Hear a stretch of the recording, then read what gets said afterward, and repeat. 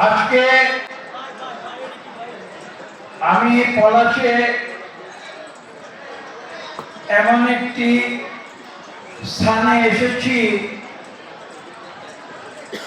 যে ফ্যাক্টরি থেকে বাংলাদেশের সুনাগরিক গড়ে তোলা হয়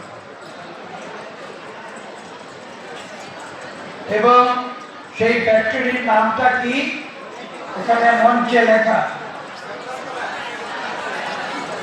পলাশ থানা সেন্ট্রাল কলেজ।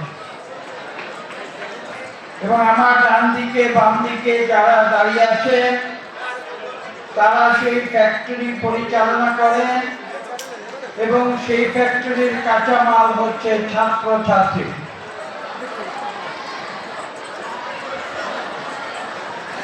এবং সেই ফ্যাক্টরি থেকে যে প্রোডাক্ট বের হয়ে আসে সেই প্রোডাক্টের নাম হচ্ছে বাংলাদেশের দেশপ্রেমিক সুনাগরিক।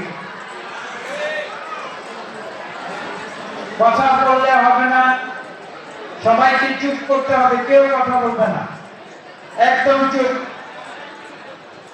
ক্লাসরুমে শিক্ষক যখন পড়ান তখন যেভাবে চুপ করে থাকতে হয়, এখানে ঠিক সেভাবে চুপ করে থাকতে হবে। একটি ছাত্রছাত্রী বা অন্য কেউ একটি শব্দ উচ্চারণ করবে না।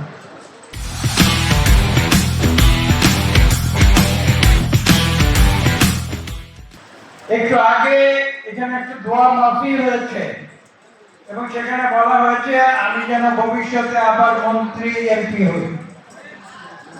আমি পলাশ থানা সেন্ট্রাল কলেজের ছাত্রছাত্রী, শিক্ষক শিক্ষিকা তথা পলাশবাসীর উদ্দেশ্যে বলতে চাই, এমপি মন্ত্রী হওয়া আমার জীবনের উদ্দেশ্য নয়।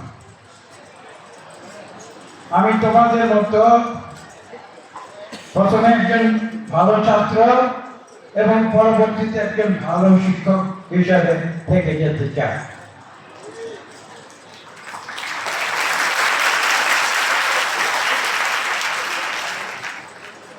এবং সেটাই হচ্ছে আমার জীবনের লক্ষ্য।